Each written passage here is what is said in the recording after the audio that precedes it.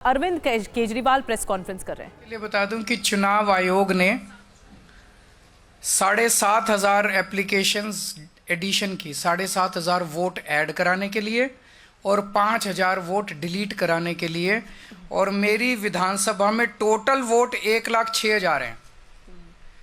1,06,000 में से लगभग 5% वोट ये डिलीट करवा रहे हैं, 7.5% वोट ये ऐड करवा रहे हैं। तो चुनाव कराने का जरूरत ही क्या है? चुनाव बचा क्या उसके बाद? चुनाव तो कुछ नहीं बचा। 12% वोट अगर इधर के उधर कर देंगे तो फिर तो चुनाव कुछ बचा ही नहीं। खेल हो रहा है इस देश के अंदर, चुनाव के नाम पे बदमाशी हो रही है, सरेआम बदमाशी हो रही है।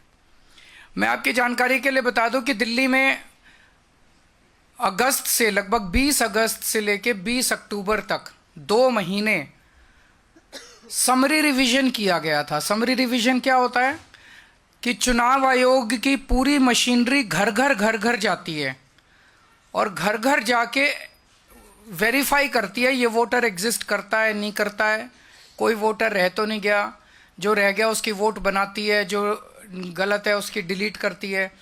तो उस सारी कवायद के बाद 29 अक्टूबर को चुनाव आयोग ने अपनी समरी रिवीजन के बाद इलेक्शन लिस्ट, वोटर लिस्ट जारी की थी। उसमें उन्होंने कहा था कि नई दिल्ली विधानसभा में 1,06,873 वोट हैं। 1,06,873, लगभग मोटा मोटा 1 लाख मान लो, 1 लाख वोट है। अब उस 1 लाख वोट में ये लोग ये कह रहे हैं कि 5,000 वोट डिलीट करने वाले हैं और 7,500 वोट ऐड करने वाले हैं। तो चुनाव आयोग ने फिर चुनाव आयोग ने 2 महीने क्या किया था? खाक छानी थी पूरी दिल्ली के अंदर जो उन्होंने समरी रिवीजन। तो उनकी समरी रिवीजन क्या गलत थी? जब 12% वोट की गड़बड़ अगर इन लोगों के हिसाब से है, बीजेपी वालों के हिसाब से 12% वोट की अगर गड़बड़ है, तो फिर चुनाव आयोग के तो ऊपर बहुत बड़ा प्रश्न चिन्ह उठ जाता है। 29 अक्टूबर से 14 दिसंबर तक मेरी विधानसभा में टोटल 900 वोट डिलीशन के लिए आए। 29 अक्टूबर से 14 दिसंबर तक 900 वोट डिलीशन के लिए। इसका मतलब 45 दिनों में 900, तो पर डे लगभग 20 वोट डिलीशन के लिए आए। 15 दिसंबर से आज तक 5,000 वोट डिलीशन के लिए आए 15 दिन में, यानी कि डेली 300 से 400 वोट। और आपकी 19 दिसंबर को 1,500 वोट डिलीशन के लिए आए। एक ही दिन में 1,500 वोट डिलीशन के लिए आए।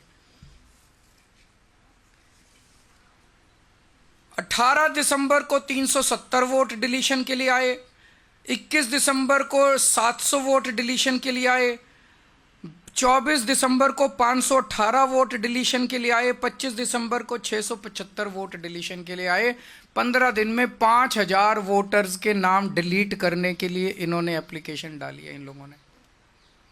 और इनमें 10 नाम हैं जो कि सबसे ज़्यादा वोट, 10 लोग हैं, सर्वेश कुमार, विशाल, पवन कुमार सिंह, ज्योति माला, अलग अलग हैं, जो सबसे ज़्यादा वोट डिलीट। ये कौन है ये 10 लोग? किसके इशारे पे काम कर रहे हैं? ये कोई समाज सेवा कर रहे हैं क्या डोर टू डोर वेरिफिकेशन करके? कौन है ये लोग? क्यों मास डिलीशन के लिए डाल रहे हैं ये लोग? कोई समाज सेवा तो कर नहीं रहे। किसके इशारे पे काम कर रहे हैं ये लोग? फिर हमने वेरीफाई किया कि वाकई ये लोग डिलीशन के लिए, हमने 500, इन्होंने जो एप्लीकेशन डाली थी 500 लोगों का वेरीफाई किया, जिसमें 408 अपने रेजिडेंस पे रह रहे हैं 20-20, 30-30 साल से। इसका मतलब गलत मौजूदा वोटर्स के नाम डिलीट किए जा रहे हैं। जो लोग एग्जिस्ट करते हैं उनके नाम डिलीट किए जा रहे हैं। एक सही नागरिक का वोट डिलीट कराने का मतलब है उसे देश की नागरिकता से वंचित करना। वो भारतीय नागरिक नहीं बचता। वोट ही तो अपना नागरिकता का प्रमाण है। वो नागरिकता से उसको वंचित कर रहे हैं, उसको सरकार से मिलने वाले सारे बेनिफिट से वंचित कर रहे हैं। अब कानून ये कहता है कि अगर किसी भी विधानसभा में 2% से ज़्यादा वोट डिलीशन की एप्लीकेशन टोटल आती हैं, तो वो फिर बीएलओ को नहीं दी जाएगी वेरिफिकेशन के लिए, बूथ लेवल ऑफिसर को नहीं दी जाएगी।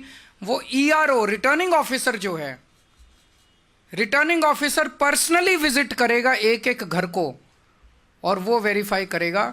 और मैं चीफ इलेक्शन कमिश्नर साहब का शुक्रिया अदा करना चाहता हूं, उन्होंने आदेश निकाले हैं कि अब जो वेरिफिकेशन होगा वो सारी पार्टियों के एजेंट्स के रिप्रेजेंटेटिव्स की मौजूदगी में होगा। तो ईआरओ से हमने चिट्ठी लिख के बोला है, हम चिट्ठी की कॉपी अभी आप लोगों को सर्कुलेट कर देंगे।